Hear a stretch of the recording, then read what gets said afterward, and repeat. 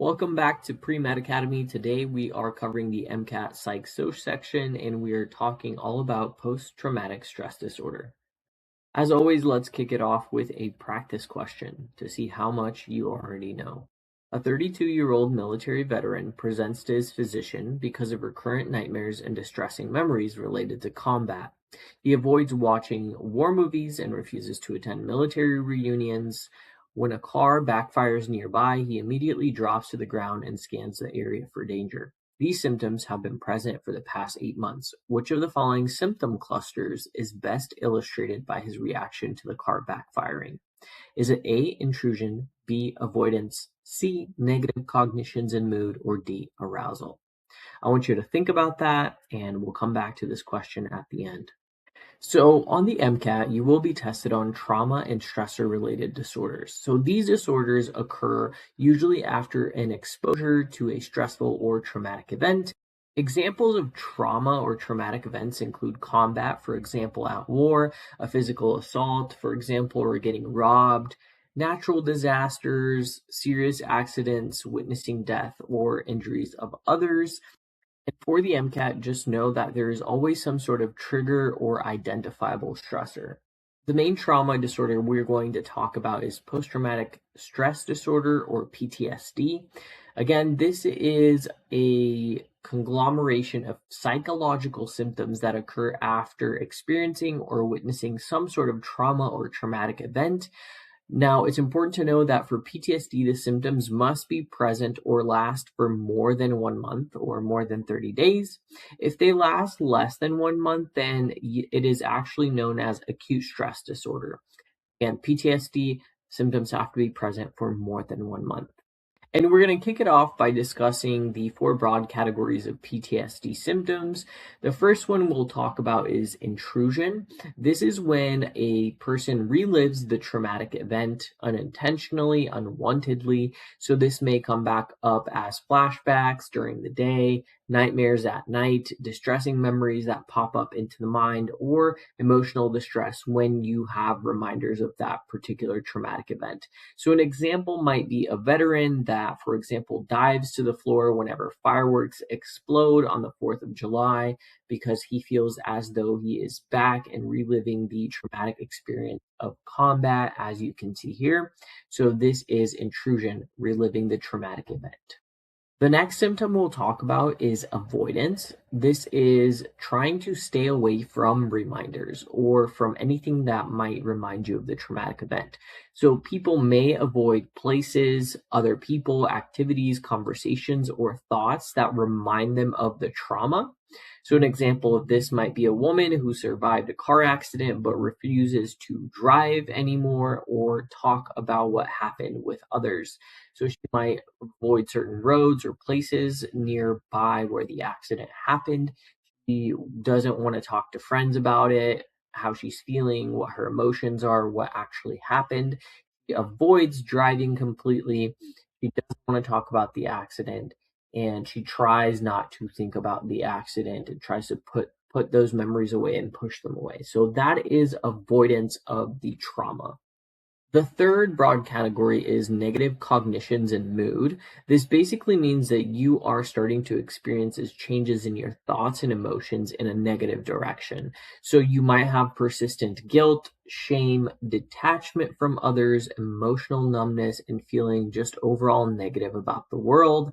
Some common thoughts might include, I can't trust anyone, the world is dangerous, what happened is my fault.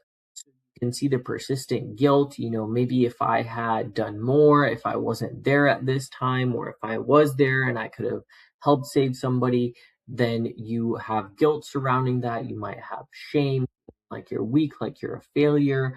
You don't really feel close to people or friends anymore. You feel emotionally numb overall, and you just think the world is a bad and unsafe place. And that is negative cognition and mood.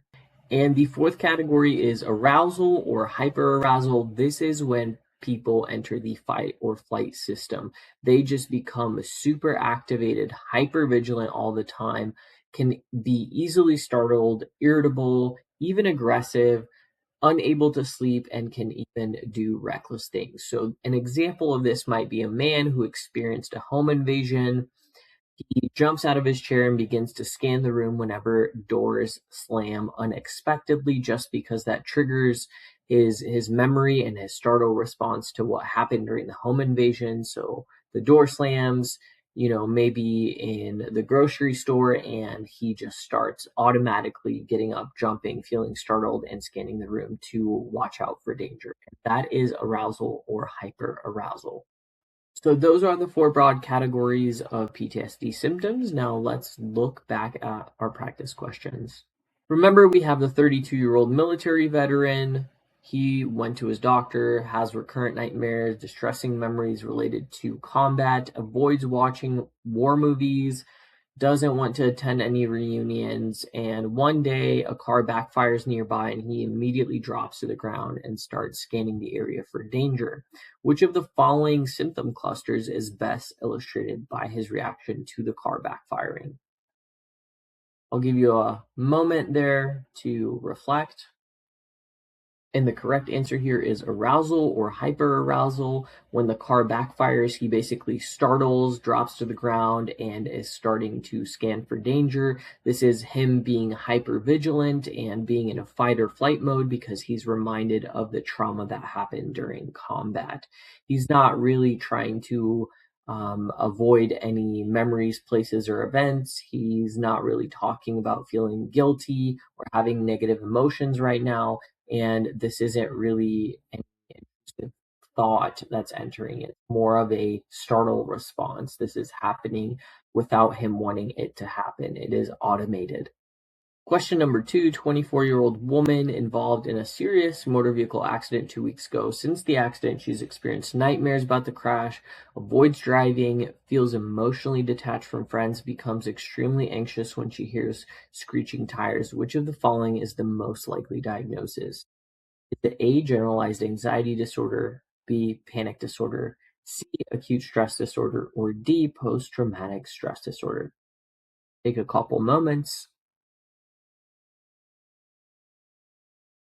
And our answer here is acute stress disorder. Now, you might ask, why is it not PTSD, right? They're having all of these symptoms: nightmares, avoiding, emotional detachment, extremely anxious, all of the symptoms we just talked about. But the key here is actually the timeline. Remember that PTSD is all of these symptoms we talked about. However, this patient or this person has been experiencing symptoms only for 2 weeks. So PTSD symptoms have to be 1 month or more, and acute stress disorder is anywhere between 3 days to 1 month. So this falls under the timeline of acute stress disorder.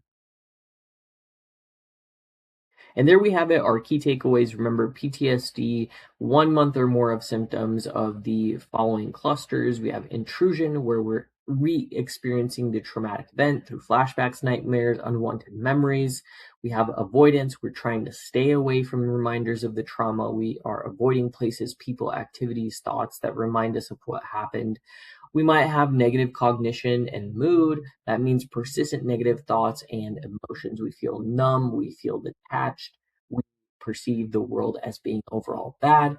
And arousal or hyperarousal, this is when we are in a constant state of alertness, threat detection, flight or flight, hypervigilant, exaggerated startle response, not sleeping well, can be extremely irritable or even angry. And those are the key takeaways for PTSD. Don't forget to follow and subscribe. If you found this video helpful, please give it a like, and we will see you in the next one.